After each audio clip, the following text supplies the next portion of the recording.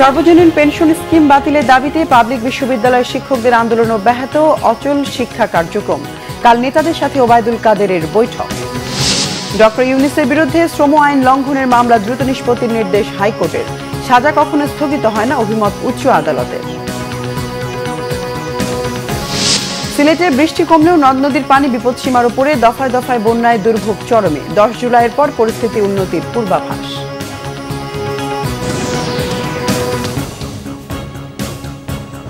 দেখছিলেন সংবাদ শিরোনাম, এবার বিস্তারিত সংবাদ।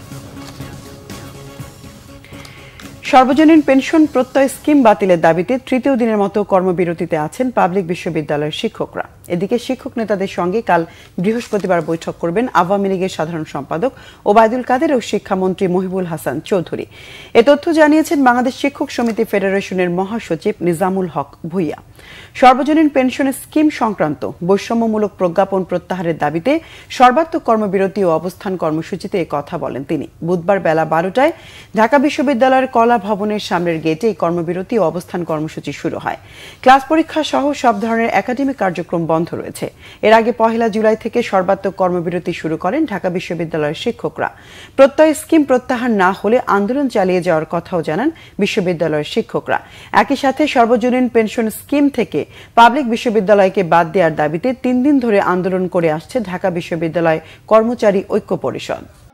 আমরা একটা জায়গায় খুব ক্লিয়ার যে আমাদের স্কিম প্রত্যাহার করে আমাদের স্বতন্ত্র বেতন স্কেল দিতে হবে। বারবার আমরা আন্দোলন করব, বারবার আমরা বসবো, বারবার আমরা সংবাদ সম্মেলন করব। এটা তো আমাদের শিক্ষকদের সাথে যায় না। আমার সাথে মাননীয় শিক্ষামন্ত্রী মহোদয়ের সাথে কথা হয়েছে, উনি বলছেন আমাদেরকে ডাকবেন এবং উনি আমাদের সাথে কথা বলবেন। পাশাপাশি আজকে আমার সাথে মাননীয় সেতুমন্ত্রী জনাব ওবায়দুল কাদের সাহেব, ওনার সাথে কথা বলছি, আমাদের আন্দোলনের যুক্তিকতা তুলে ধরেছি, উনিও শুনেছেন এবং বললেন যে উনি আগামীকাল সকালে কোনো এক সময় উনি আমাদের সাথে বসবেন।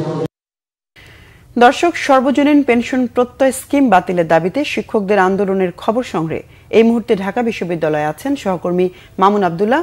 সরাসরি কথা বলছি তার সাথে। মামুন, আন্দোলনরত শিক্ষকরা কি বলছেন? নতুন কোনো কর্মসূচি কি ঘোষণা করা হয়েছে? জি জেবা, আপনাকে অসংখ্য ধন্যবাদ। নতুন কর্মসূচির বিষয়ে মূলত সরাসরি শিক্ষক সমিতির সাধারণ সম্পাদকের সাথে কথা বলবো, তিনি আমার সাথে আছেন।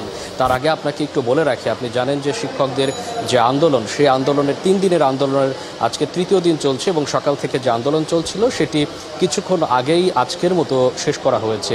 তৃতীয় দিনের আন্দোলনে মূলত আপনি জানেন যে বিশ্ববিদ্যালয়, পাবলিক বিশ্ববিদ্যালয় 35টি বিশ্ববিদ্যালয়ের সব ধরনের ক্লাস পরীক্ষা, তারপরে হচ্ছে ক্লাস, সব ধরনের কার্যক্রম বন্ধ। এবং বন্ধ হওয়ার আরও একটি কারণ আছে, শিক্ষকদের সাথে যে বিশ্ববিদ্যালয়ের কর্মচারী ঐক্য পরিষদ, তারাও কিন্তু একাত্মতা প্রকাশ করে তারাও কিন্তু আন্দোলন করছেন এবং একই সাথে কার্যত আসলে 35টি বিশ্ববিদ্যালয় অকার্যকর এবং অচল হয়ে গেছে বলা চলে। আপনাকে যদি একটু আজকের কর্মসূচির সবশেষ আসলে তারা কি বলছেন এবং তাদের যে পরবর্তী কর্মসূচি, সে বিষয়ে আমরা একটু কথা বলতে চাই। আমার সাথে আছেন ঢাকা বিশ্ববিদ্যালয় শিক্ষক সমিতির সাধারণ সম্পাদক জিনাত হুদা। ম্যাডামের সাথে একটু কথা বলতে চাই, আপনাদের কর্মসূচি সর্বশেষ কি ঘোষণা হবে? আমাদের কর্মসূচি, যেটি সর্বাত্মক আন্দোলন, অর্থাৎ সকল ধরনের একাডেমিক এবং প্রশাসনিক কার্যক্রম বন্ধ থাকবে, সেটি আছে, সেটি চলবে। 35টি বিশ্ববিদ্যালয় সহ ঢাকা বিশ্ববিদ্যালয়, আমরা সেই আন্দোলন থেকে সরে আসব না যতক্ষণ পর্যন্ত না এর একটি ইতিবাচক আহ্বান বা যৌক্তিক সমাধান হবে। আমাদের 3টি দফা আছে, আপনারা জানেন। প্রত্যয় স্কিমকে আমরা প্রত্যাখ্যান করেছি, এটিকে আমরা প্রত্যাহারের কথা বলছি, এবং অন্য দুটি হচ্ছে 2015 সালে যে সুপার গ্রেডের আশ্বাস আমরা পেয়েছিলাম দিন বদলের সনদের মাধ্যমে, আমরা সেটাতে অন্তর্ভুক্ত হতে চাচ্ছি এবং সেপারেট। ম্যাডাম, আমরা জানি যে আপনাদের এই ব্যাপারে অর্থমন্ত্রী কথা বলেছেন, শিক্ষামন্ত্রী কথা বলছেন, সেটার ব্যাপারে কি বলবেন? শিক্ষামন্ত্রীর সাথে আমাদের ইনফর্মালি আলোচনা হয়েছিল। আমরা আমাদের যে সিগনেচার করে আমরা প্রত্যাখ্যান করেছিলাম সেটা কম্পাইলড ফর্মে আমরা শিক্ষামন্ত্রীর কাছে দিয়েছিলাম এবং ঢাকা বিশ্ববিদ্যালয় শিক্ষক সমিতির পক্ষ থেকে আমরা যে মূল্যায়ন রিপোর্ট করেছি কেন এটি বৈষম্যমূলক, সেটি আমি শিক্ষামন্ত্রীর হাতে তুলে দিয়ে এসেছিলাম। আর গতকাল অর্থমন্ত্রী যে কথাটি বলেছেন অত্যন্ত দুঃখজনক। তার বক্তব্যে শিক্ষক সমাজ, ঢাকা বিশ্ববিদ্যালয় সহ সকল শিক্ষক সমাজ এটাকে প্রত্যাখ্যান করেছে। তিনি যে বলেছেন এটি অযৌক্তিক, আসলে তিনি আমার মনে হয় সঠিক তথ্য উপাত্ত রিভিউ করেননি। আমি তাকে ওপেন চ্যালেঞ্জ জানাচ্ছি, আপনি আমাদের সাথে বসুন, তথ্য, ডেটা ডেটা পরিসংখ্যান যা কিছু আছে আপনাকে বুঝিয়ে দিব কতটা যৌক্তিক এই আন্দোলন। যেবা আপনি শুনছিলেন যে শিক্ষামন্ত্রী এবং অর্থমন্ত্রীর যে বক্তব্য সেটিকে ওপেন চ্যালেঞ্জ করেছেন ঢাকা বিশ্ববিদ্যালয় শিক্ষক সমিতির সাধারণ সম্পাদক, এবং তাদের যে আন্দোলন সেই আন্দোলন চলবে এবং একই সাথে তাদের সাথে যে আলোচনা সেটিও তারা জারি রাখতে চান। তো এই ছিল আমার কাছে বিশ্ববিদ্যালয় থেকে সবশেষ পরিস্থিতি। যেবা মামুন, ধন্যবাদ আপনাকে। আন্দোলন যেহেতু চলছে, প্রয়োজনে আবারও যোগাযোগ করব। এদিকে বিএনপির সিনিয়র যুগ্ম মহাসচিব রুহুল কবির রিজভীর অভিযোগ, পুলিশ ও দলীয় সন্ত্রাসীদের লেলিয়ে দিয়ে ক্ষমতাসীনরা বিরোধী দল দমন করছে। পাবলিক বিশ্ববিদ্যালয়ে অচল অবস্থা তৈরি করে শিক্ষকদের বিপর্যয়ের দিকে ঠেলে দেওয়া হচ্ছে বলেও অভিযোগ করেন তিনি। নয়াপল্টনে দলের কেন্দ্রীয় কার্যালয়ে সংবাদ সম্মেলনে রুহুল কবির রিজভী এসব কথা বলেন। বেনজির আজিজ সহ দুর্নীতিবাজদের টাকা বাজেয়াপ্ত করে শিক্ষকদের পেনশন চালু করার দাবি জানান তিনি। পাবলিক বিশ্ববিদ্যালয়ের শিক্ষকদের যৌক্তিক আন্দোলনে বিএনপির সমর্থনের কথাও জানান রুহুল কবির রিজভী। বেগম জিয়ার মুক্তির দাবিতে সারা দেশে জেলা পর্যায়ে পূর্ব নির্ধারিত সমাবেশে হামলা, নির্যাতন, বাধা দেওয়ার অভিযোগ করেন বিএনপির সিনিয়র যুগ্ম মহাসচিব।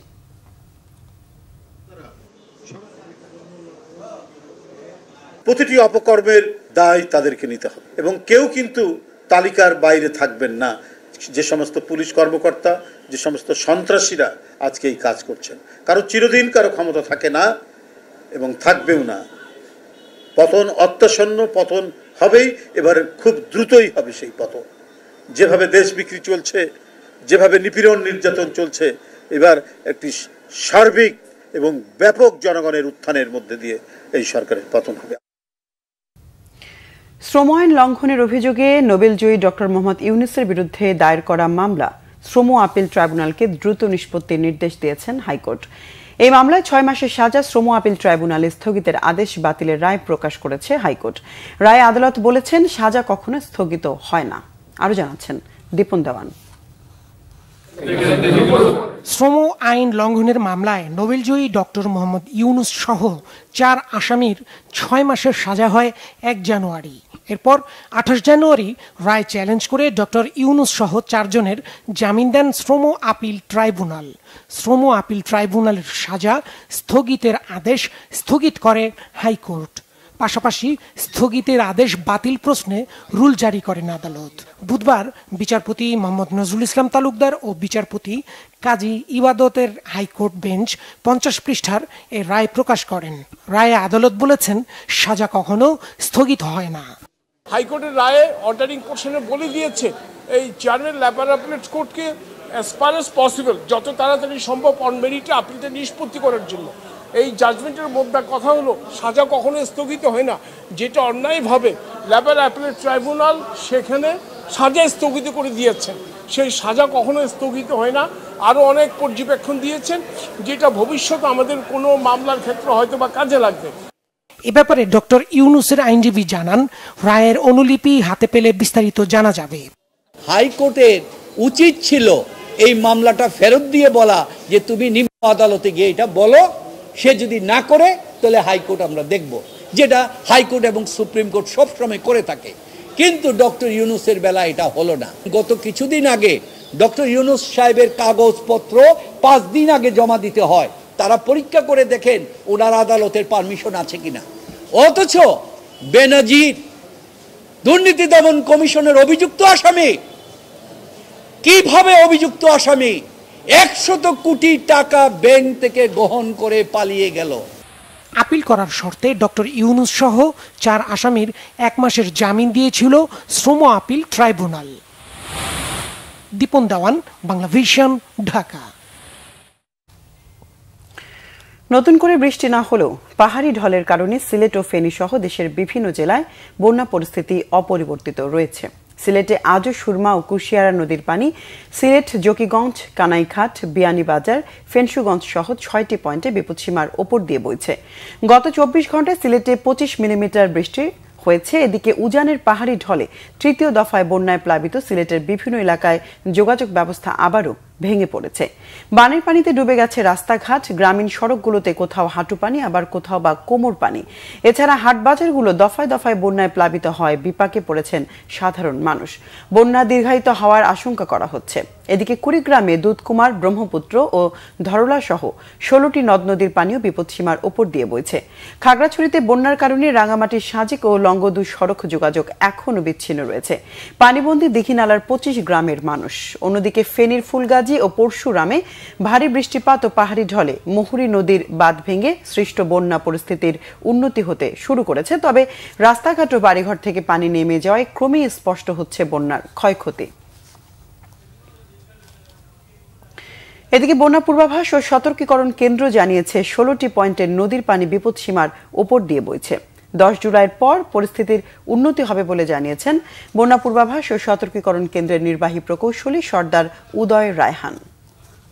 বর্তমানে দেশের 7টি প্রধান নদীর 16টি পয়েন্টে পানি বিপদসীমার উপর দিয়ে প্রবাহিত হচ্ছে। ব্রহ্মপুত্র যমুনা নদীর পানি বৃদ্ধি আগামী 4 দিন পর্যন্ত অব্যাহত থাকতে পারে এবং এর ফলে মূলত দেশের উত্তরাঞ্চলে কুড়িগ্রাম জেলার বন্যা পরিস্থিতির কিছুটা অবনতি হতে পারে এবং একই সাথে গাইবান্ধা, বগুড়া, জামালপুর, সিরাজগঞ্জ ইত্যাদি জেলার কিছু কিছু পয়েন্টে পানি বিপদসীমা অতিক্রম করতে পারে আগামী 24 ঘন্টায়।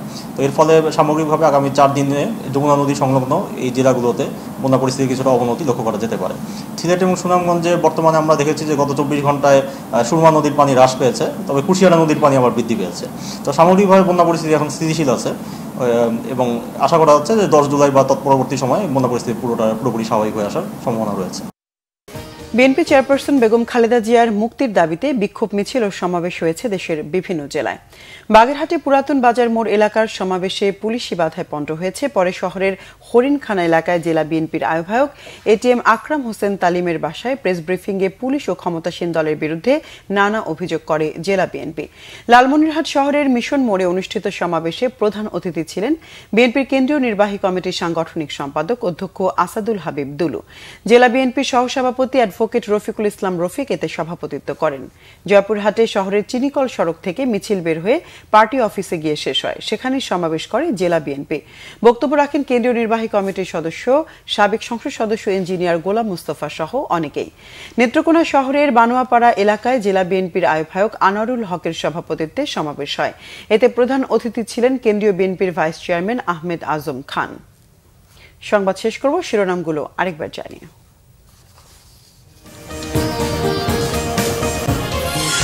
সর্বজনীন পেনশন স্কিম বাতিলের দাবিতে পাবলিক বিশ্ববিদ্যালয় শিক্ষকদের আন্দোলন অব্যাহত, অচল শিক্ষা কার্যক্রম।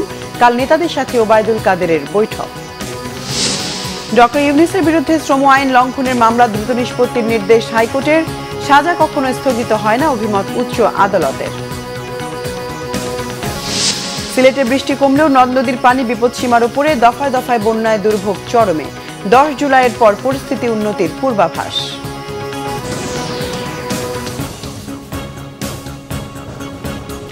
দর্শক, এই ছিল এখনকার মতো। পরের সংবাদ বিকেল 4টায়। এর আগে 3টায় রয়েছে নিউজ টপ 10 দেখার আমন্ত্রণ রইল। এছাড়া বাংলাভিশন সংবাদ ও সংবাদ সংশ্লিষ্ট অনুষ্ঠান দেখতে ভিজিট করুন www.bvnews24.com ও facebook.com/banglavisionnews এবং সাবস্ক্রাইব করুন youtube.com/banglavisionnews। এতক্ষণ সঙ্গে থাকায় ধন্যবাদ সবাইকে।